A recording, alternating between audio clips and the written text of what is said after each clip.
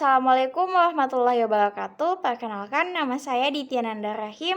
Saya mahasiswa jurusan Manajemen Sumber Daya Perairan Universitas Negeri Gorontalo semester 4. Di video kali ini, saya akan menjelaskan tentang definisi dan komponen penginderaan jauh.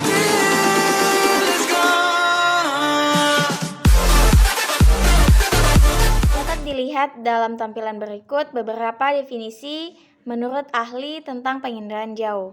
Di sini saya mendefinisikan penginderaan jauh menurut beberapa ahli. Yang pertama adalah Lilisan dan Cleaver pada tahun 1979. Penginderaan jauh adalah ilmu dan seni untuk memperoleh informasi tentang objek, daerah, atau gejala dengan jalan menganalisis data yang diperoleh dengan menggunakan alat tanpa kontak langsung terhadap objek, daerah, atau gejala yang dikaji. Menurut Colwell pada tahun 1984, penginderaan jauh atau remote sensing yaitu pengukuran atau perolehan data pada objek di permukaan bumi dari satelit atau instrumen lain di atas jauh dari objek yang diindra.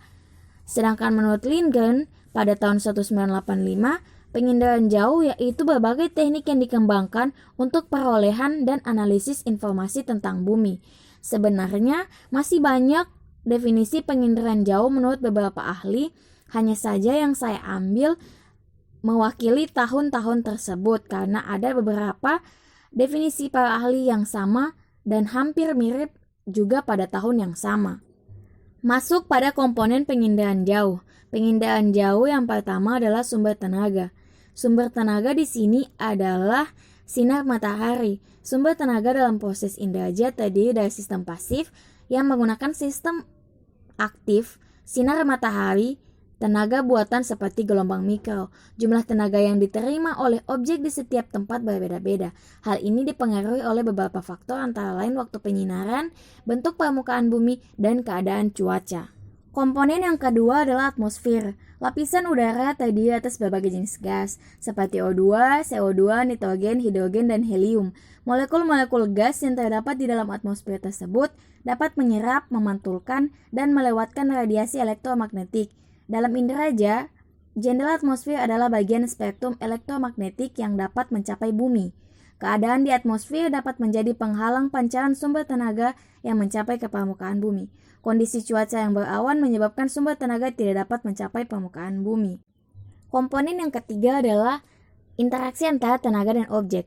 Interaksi antara tenaga dan objek dapat dilihat dari rona yang dihasilkan oleh foto udara. Tiap-tiap objek memiliki karakteristik yang berbeda dalam memantulkan atau memancarkan tenaga ke sensor. Objek yang mempunyai daya pantul tinggi akan terlihat cerah pada citra, sedangkan objek berdaya pantul rendah akan terlihat gelap pada citra. Contohnya, permukaan puncak gunung yang tertutup oleh salju yang mempunyai daya pantul tinggi terlihat lebih cerah daripada permukaan puncak gunung yang tertutup oleh lahar dingin. Berikut yang keempat, komponen penginderaan jauh adalah sensor dan wahana. Sensor merupakan alat pemantau yang dipasang pada wahana, baik pesawat maupun satelit. Sensor dapat dibedakan menjadi dua. Sensor fotografik merekam objek melalui proses kimiawi. Sensor elektronik bekerja secara elektrik dalam bentuk sinyal. Untuk wahana adalah kendaraan atau media yang digunakan untuk membawa sensor guna mendapatkan inderaja.